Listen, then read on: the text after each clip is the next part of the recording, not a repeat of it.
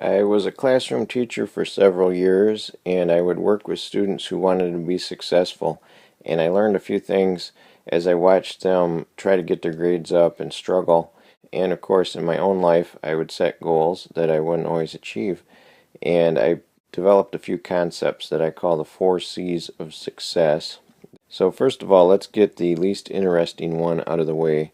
I start with circumstances. These are the things that we have to work with. Circumstances are what we have to work with, and pretty much by definition, these are not going to change, or they're very hard to change. You need to identify these. I think of this as the box. This is within this box is what you have to work with. It's as far as you're going to go. And I don't want to impose limits on what we can do and on our potential. For example, you might feel that your limits are right here, but really you can go beyond that with some decisions that you make. I don't want to imply that we need to box ourselves in, but it is wise to be realistic and identify your circumstances. I will only be so tall in life. I will only have so many abilities. I'm probably not going to be the rock star that I'd love to be because I know what my talents are and I know my limited time. So it's good to identify those things. So for the second C, I'm going to talk about choices, and I'm going to define these as decisions that lead directly to certain options. So when you make a choice, you are making a decision that leads directly to the option that you chose. So think of this as you might have 3 different things here, and I present these to you, and you say, I want this one, and you get it. You can do it. You can act on it and make that choice. Also, along these lines, inaction is always one of your options. You might choose to pass and not take any of those. Understand what I mean by choices, and also what are not choices, because in the classroom we would run into this problem a lot. Desired outcomes that you can't simply pick from options that are currently before you, those are not choices. In other words, I even would say to students, we would talk about your grade in the class as a choice. Like I'd say, the grade that you get on that test is your choice.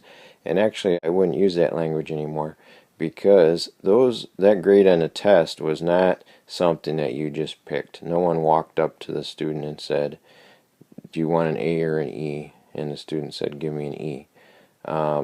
It's not something that they could act on and immediately achieve. What I call those instead would be consequences, and that is the third C.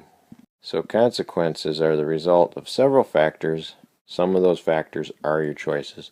So let's think about this. Let's get specific. Let's say that I want to lose weight. Okay. Some people might want to say losing weight is a choice. I'm not going to call it that. I'm going to call that a consequence, because yes, there are some things that I might choose to do that would probably result in me losing weight. But there are other things that just take place, like natural factors, just nature, and how my body works, that's going to contribute to me losing weight.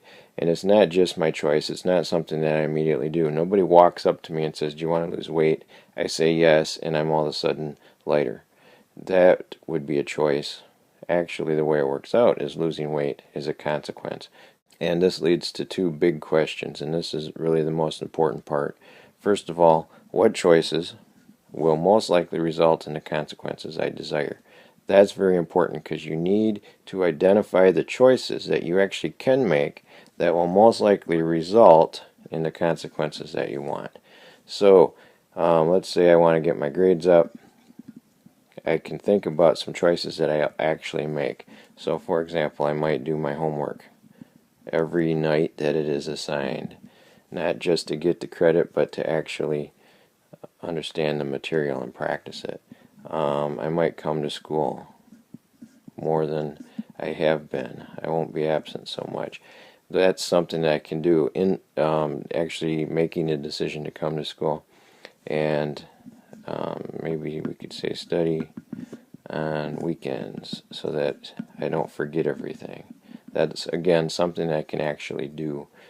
I could choose not to study, or I could choose to study, and that will, along with other things, probably contribute to that consequence that I want of getting my grade up. And the second part of this is when. When will those choices need to be made? Because I think too often in life we want something and we know that we want that consequence. We really believe we want it and we think that we made that decision to get it, like losing weight or getting my grade up. But then when the time comes to make those key choices, we don't always follow through. So actually, think about ahead of time, when will those decisions be made? So for example, if I'm going to do my homework every night, I know that's going to have to be after school. I know that when my friend calls and says, hey, I want to go do something, that's when I will make that important choice.